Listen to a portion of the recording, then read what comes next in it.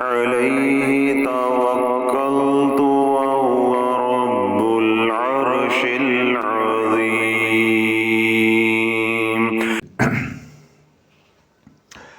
اللهم صل علی سیدنا محمد وعلی آل سیدنا محمد وبارک وسلم. اللہ رب العزت قرآن مجید فرقان حمید میں ارشاد فرماتا ہے، کل من علیہا فان ویبقى وجہ ربک ذو الجلال والاکرام فبأی آلاء ربکما تکذبان. جو کچھ بھی اس کائنات میں آپ کو دکھتا ہے یہ سب کا سب فنا ہو جانے والا ہے، صرف تیرے رب کا ایک نام ہی باقی رہ جانا ہے جو بڑا ہی صاحب جلال اور صاحب اکرام ہے. اور جن و انس تم اللہ کی کس کس نعمت کو جھٹلاؤ گے. تو لولو آج ہر بچہ ہے، بوڑھا ہے، جوان ہے، مرد ہے، عورت ہے، اس کا اللہ پہ اعتقاد ہے یا نہیں، یا اللہ کو ماننے والا وہ ہے کہ نہیں. لیکن دنیا میں کوئی بھی انسان، بچے سے لے کے بوڑھے تک، مرد سے لے کے عورت تک، کوئی انسان ایسا نہیں ہے جو موت کا منکر ہو. یعنی اللہ اس کے رسول کے منکرین کی تعداد کم و بیش اس وقت 4.5 ارب سے بھی زیادہ ہے، لیکن دنیا بھر میں موت کا منکر ایک بھی نہیں ہے. کیوں؟ ہم اپنے پیاروں کو، غیروں کو اپنے سامنے آتے بھی دیکھتے ہیں اور مرتے بھی دیکھتے ہیں. کل نفس ذائقۃ الموت، جو بھی آیا ہے سب نے موت کا ذائقہ چکھنا ہے. اللہ کے محبوب علیہ الصلوۃ والسلام نے ارشاد فرمایا کہ مردے کے لیے، کس کے لیے؟ مردے کے لیے قبر کی پہلی رات سے بڑھ کے مصیبت والی رات کوئی اور نہیں ہوتی. پہلی رات سے بڑھ کے ہولناک رات کوئی اور نہیں ہوتی. یعنی جب برزخ کی دنیا شروع ہوتی ہے، قبر کی زندگی شروع ہوتی ہے، تو اس زندگی کی جو پہلی رات ہے اللہ والو وہ بڑی کڑی ہوتی ہے. سارا نظام، سارا امتحان اسی دن ہی چلنا ہے اور اس گھاٹی سے ہم نے گزرنا ہے. جو قبر کی پہلی رات کی گھاٹی کو پار کر گیا تو انشاءاللہ پھر ساری برزخ کی زندگی اس کی آسان ہی آسان ہے. دیکھیں، ہمارے ماں باپ ہمیں اس دنیا میں لے کر آئے، ہم اپنے ماں باپ کے احسانات کو گن نہیں سکتے، تو شکر ادا کیسے کریں گے؟ شکر ادا کیسے کریں گے؟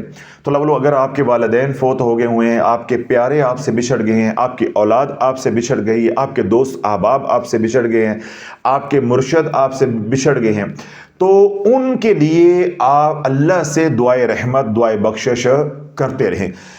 آپ اپنے جانے والوں یعنی اپنے پیاروں کے لیے دعائے مغفرت یا دعائے بخشش کرتے رہو گے. اللہ رب العزت ان کے ساتھ جو معاملہ کرے گا وہ تو ان کے ساتھ ہے. اللہ جو دنیا میں تجھے عزتیں دے گا وہ الفاظ کے اندر بیان نہیں کیا جا سکتا.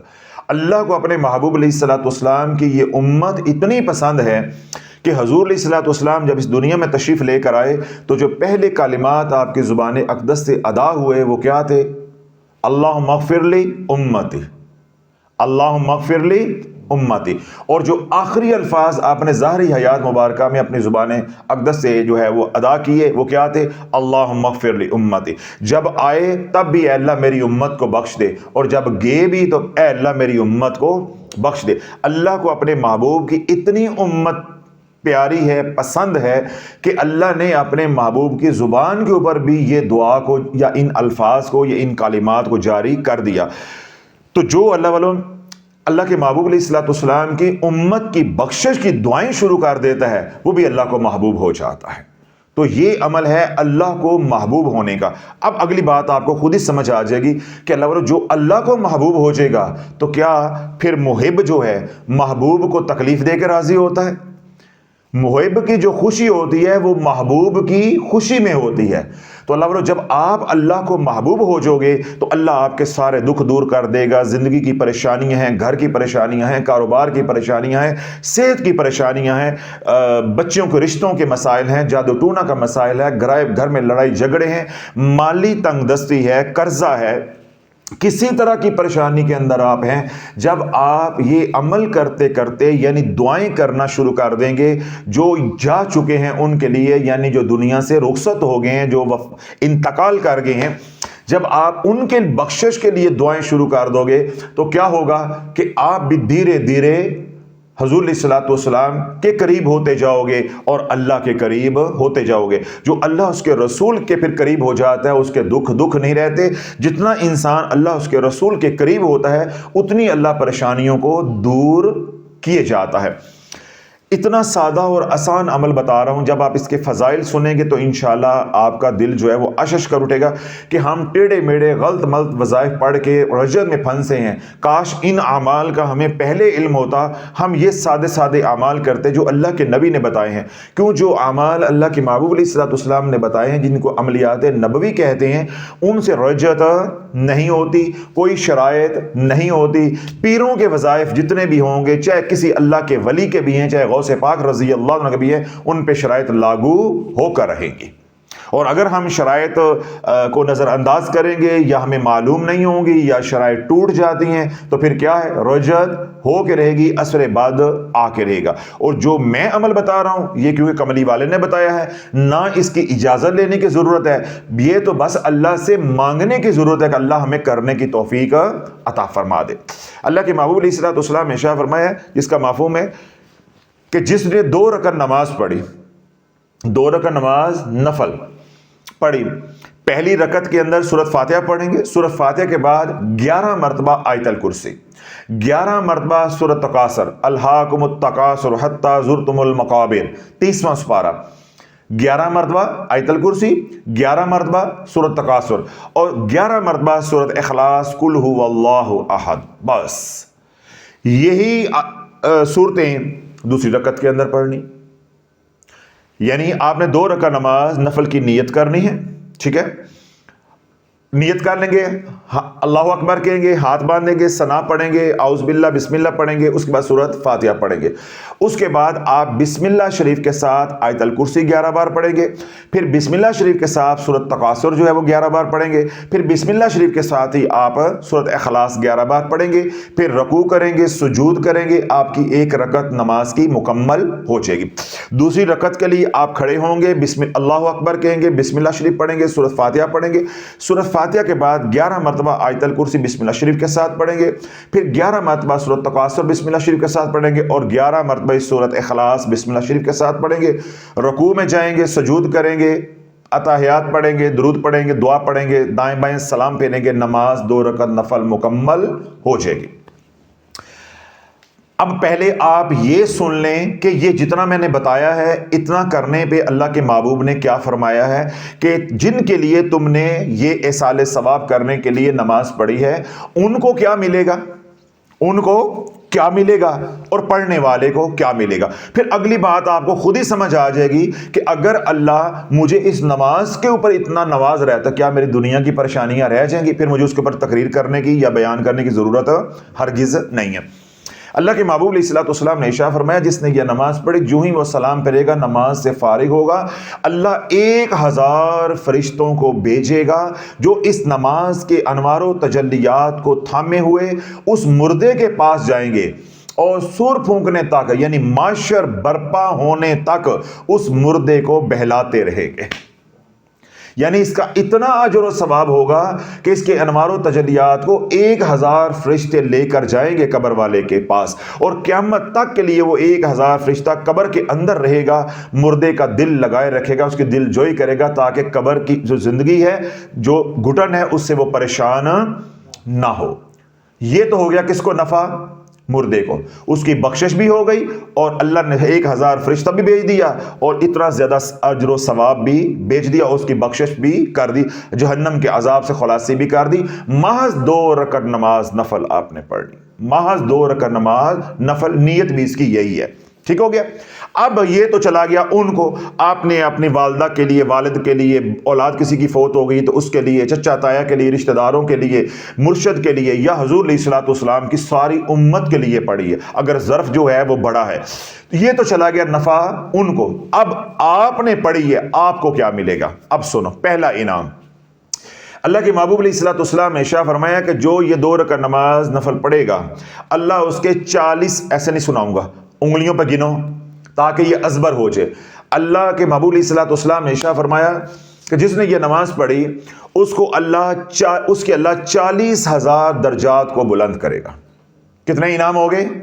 ایک۔ 40,000 درجات کو بلند کرے گا۔ پھر اللہ اس کو 40,000 حج کا ثواب عطا کرے گا۔ جو کہتے ہیں کہ ہمارے پاس پیسہ نہیں ہے حج کے لیے، تو اللہ کے محبوب نے کیسا آسان طریقہ بتایا ہے کہ تو میری امت کو بخشواتا جا، تیرا گھر بیٹھے ہی حج ہوتا جائے گا۔ ایک بار تو 2 رکعت نماز نفل پڑھ، 40,000 حج کا ثواب ہے۔ 40,000 کتنے انعامات ہو گئے؟ 2۔ تیسرا، اللہ کے محبوب علیہ الصلوۃ والسلام نے ارشاد فرمایا کہ جس نے یہ 2 رکعت نماز نفل پڑھی اس کو 40,000 عمرے کرنے کا ثواب اللہ عطا فرمائے گا۔ کتنے انعام ہو گئے؟ 3۔ اگلا انعام، اللہ کے محبوب علیہ الصلوۃ والسلام نے ارشاد فرمایا جو یہ نماز پڑھے گا اللہ جنت میں اس کے لیے 1,000 شہر تیار کروائے گا، محل نہیں، 1,000 شہر اللہ عطا فرمائے گا جو یہ نماز پڑھے گا کہ محض میرے پیارے بخشے جائیں، حضور کی امت بخشی جائے۔ کتنے انعامات ہو گئے؟ 4۔ 5واں، جس نے یہ نماز پڑھی حضور علیہ الصلوۃ والسلام نے ارشاد فرمایا اس کو اللہ جنت کے 1,000 جوڑے عطا فرمائے گا۔ کتنے ہو گئے؟ 5۔ چھٹا اور آخری انعام یہ ہے، حضور علیہ الصلوۃ والسلام نے ارشاد فرمایا جس نے یہ نماز پڑھی اللہ اس کو 1,000 شہیدوں کا ثواب عطا فرمائے گا۔ اللہ والا صرف 15 منٹ آرام سے نماز پڑھو گے تو یہ 6 انعامات تمہیں ملیں گے، اور 1 انعام پڑھنے والے کو، کل ملا کے یہ 7 انعامات حدیث پاک میں آئے ہیں جو میں نے آپ کے گوش گزار کر دیے۔ یعنی جس کے لیے ہم نماز پڑھیں گے اس کے لیے اللہ 1,000 فرشتے بھیجے گا، یہ تمام اجر و ثواب کو وہ لے کر جائیں گے اور قیامت تک وہ اس مردے کے پاس رہیں گے تاکہ اس کا دل لگا رہے۔ یہ ایک انعام ہے، یہ ملے گا ان کو، اور اس کے ساتھ جو دیگر انعامات ہیں وہ کیا ہے؟ جنت اس کے نام ہو جائے گی، جہنم سے خلاصی ہو جائے گی، یہ انعام اس کے۔ آپ کو 6 انعام ملیں گے، 40,000 درجات بلند ہوں گے، اس کے بعد 40,000 حج کا ثواب، 40,000 عمرے کا ثواب، اس کے بعد 1,000 اللہ شہر عطا فرمائے گا جنت میں، 1,000 جنتی جوڑے عطا کرے گا، اور 1,000 شہیدوں کا ثواب اللہ عطا کرے گا۔ جو میرا رب اس نماز کو پڑھنے پہ اتنا عطا کر رہا ہے تجھے دنیا میں کیا عطا کرے گا؟ اس عطا کا اللہ رب العزت ایک ذرہ بھی، اس ساری عطا کا اللہ رب العزت ایک ذرہ بھی اس دنیا میں عطا کر دے، اللہ والو ہم بادشاہ بن کے رہیں گے۔ ایک ذرہ بھی